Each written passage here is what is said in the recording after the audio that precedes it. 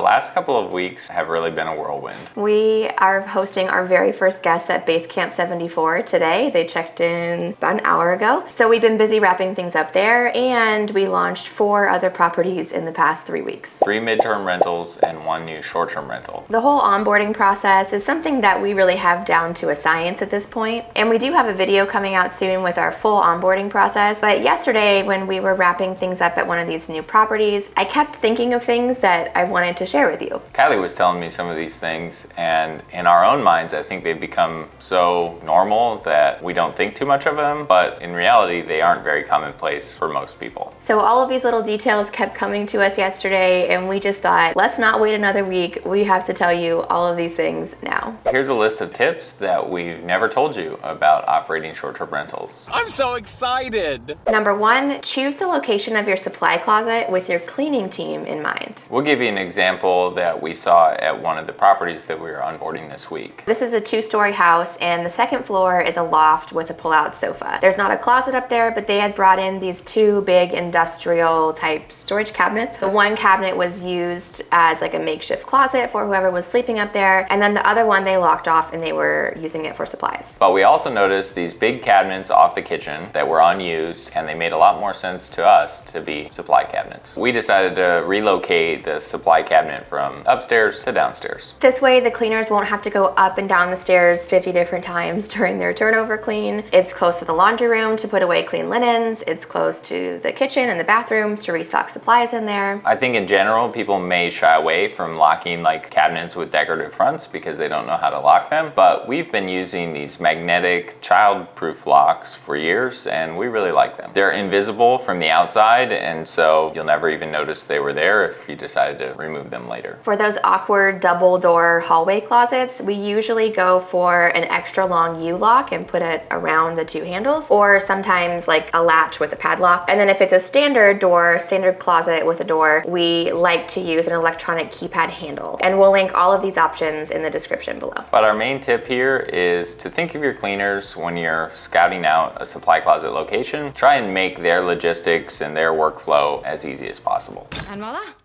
cleaning supplies. The second thing that we wanted to tell you is that we plan to take advantage of the tax benefits of hiring our kids. We're not going to hire our 2-year-old just yet. Sounds like an invitation for an IRS audit, but our almost 7-year-old does actually do bona fide work when it comes to turnovers and property inspections. He just thinks it's fun, but actually paying him for this work can result in tax benefits for our short-term rental business, and it's also non-taxable income for him up to a certain annual threshold. We've mentioned in the past that we've hired people on a one-off contract basis to do property inspections for us, but our son actually these days he accompanies us on several inspections per month. And he's actually a huge help on these inspections. I usually just delegate tasks to him that I would normally be doing myself, things that I know that he can handle, and these are also things that we would otherwise be hiring an inspector to do. He is young, but he's old enough to know how to restock things like toilet paper, paper towels, coffee, clean soap dispensers, things like that. He's also the perfect size to be checking under the beds. He checks all of the drawers to make sure nothing was left behind, in the sofa cushions, all things that we would normally be doing anyways. Sometimes he finds coins or other treasures, and the hunt for the unknown always keeps him interested. His favorite job though is skimming pools, because when it's warm outside that usually means we let him jump in at the end and swim for a bit. And refilling the snack basket because he gets to pick a treat for himself before he leaves too. Dude likes his snacks.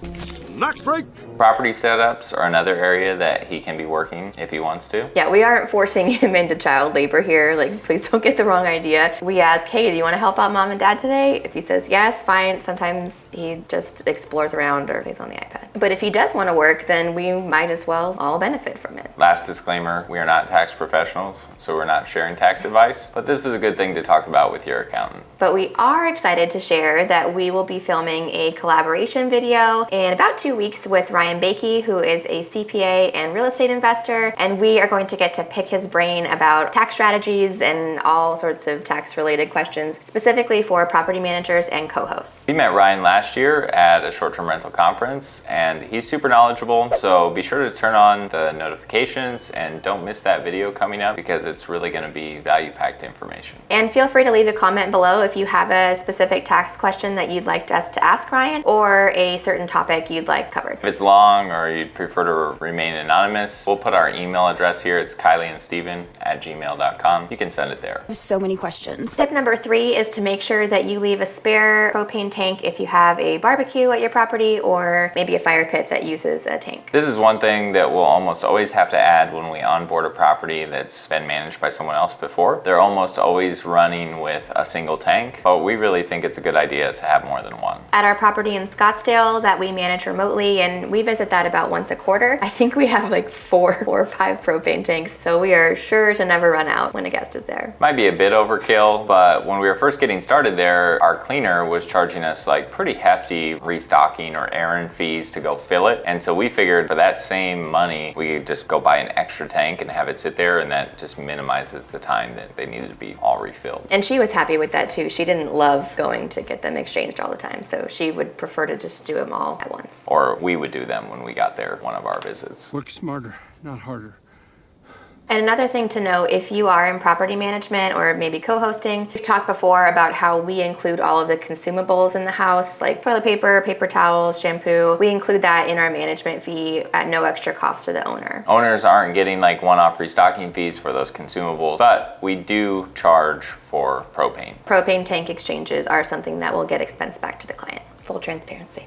Tip number 4 is don't skimp on a live TV option. For years, we always offered both a live TV option and also a Netflix account for the property. We've since dropped the requirement of having a Netflix account for the property. If owners would like to include Netflix, that's fine, but we don't make it a requirement. It's even more prevalent these days that people have their own Netflix with their own viewing history, and they're more likely to want to use that. You don't have Netflix. That's impossible. Live TV, however, is still a requirement. It is an added expense, and we have had some owners drag their feet about it, but we really think it's an important thing to have in a top performing rental. Guests want to be able to watch live sports and local news and other programs. If you can secure just a few bookings by having that extra amenity, then it's going to cover probably the whole year of your subscription. Our go-to for live TV has been YouTube TV. It's a nice interface. Costs have gone up a bit over the years. Right now it's about $70 per month, but we think it's sort of the thing you have to do. Tip number 5, if you are switching out your disposable soap dispensers for refillable ones, which we recommend you do, then make sure you keep one of those disposable ones on hand in your supply closet just in case one of the refillable ones breaks. All of these tips have come from our own experience, and while it's kind of unlikely a soap dispenser will break, it's happened before. Multiple times. And in some of those instances where it did break, we were left scrambling last minute trying to run out and get a replacement soap dispenser before the next guest arrived, and the ones that we really like aren't in stores locally, so it's just kind of a hassle. Our most favorite soap dispensers are from IKEA, but we don't have an IKEA here in the Coachella Valley. So instead, we usually stop at the one in Scottsdale or the one in San Diego and buy a whole bunch, like a whole flat of them while we're there, and we'll just distribute those out over time as needed. We like this one because it has a really wide mouth at the top, so refilling is easy and your chances of spills while you're refilling are small. There is one on Amazon that we do like, and we'll link that in the description below, or you can access it from our inventory list at www.arrivals.com/inventory. So sort of on that same note of dispensers breaking, we also like to keep spare pumps for the shampoo bottles that we use because those do sometimes crack, but this video is about things that we've never told you, and I think we have told you that probably a couple times, so this is just a reminder that we also leave spare bottle pumps. All right, tip number 6, if you're just getting your property online, don't go and buy like a big Costco size thing of every different snack unless you for sure check that it has a really long expiration date. We are right on the cusp of getting out of our slow season, but it is still hot. Like it was 105 today on October 6th. We're still booking all of our weekends, but some weekdays might go unbooked. So we're still keeping the supply stock of snacks at the properties on the lower side. Yeah, yesterday we're onboarding one of these new properties and we have a guest this weekend. We left snacks in the snack basket and then just enough for 5 to 6 more turnovers and kept the rest to distribute somewhere else. It sucks to realize that you have spent all this money stocking up on snacks and then just to let them expire. So start small and then ramp up from there as you have a better handle on what your occupancy is going to be. You can give some expired snacks to your kids if they're working for you. We don't necessarily endorse that. It's like chips and stuff. It's not that bad. We live in a dry climate where the expiration dates don't really mean anything anyways, but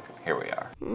These don't taste right. Most of our inspections are done by us or our assistant property manager. We'll roll around with a few spares in case we need to fill something in at a property. We do get a lot of positive feedback from our guests about the snack basket. It's such a simple thing, but we do host a lot of families, and so we've been told by a lot of different people that they appreciate having the snacks to keep their kids occupied, hopefully not expired, while they're unloading the car or getting settled in the house. Final tip today is if you are a property manager or a co-host and you're taking over a property from a previous manager, don't forget to remove all their materials from the house. For example, in some of the markets where we're currently operating, we are required to post a copy of the permit, which has the property manager and their contact information listed on it. We made sure in these last onboardings to remove those and replace it with the new one. Same goes with the house manual. If they've left that behind, make sure to switch it out for your own. Definitely update the house manual with your own contact information, but if they did leave the old house manual behind, it's not a bad idea to look through it. A lot of times there's some information maybe about the neighborhood, especially if it's an HOA, that the owner may not have told us yet, so sometimes you can find some good information in there. We're always big proponents of spending a lot of time getting to know houses, understanding everything. You can kind of get a head start if you have that old house manual. One project on our list of about 1,000 other projects is to come up with a digital format for all of our house manuals so we can share those with guests electronically. This would be an electronic resource for the guest, but also serve as an email collection tool for our business, and we'll be sharing more about this in an upcoming video. That's all for this video. We'll link another one here on the screen that we think you'll like, and you can watch next. And don't forget to submit your tax questions for our upcoming chat with Ryan Bakey. Thanks for watching. We'll see you in the next video.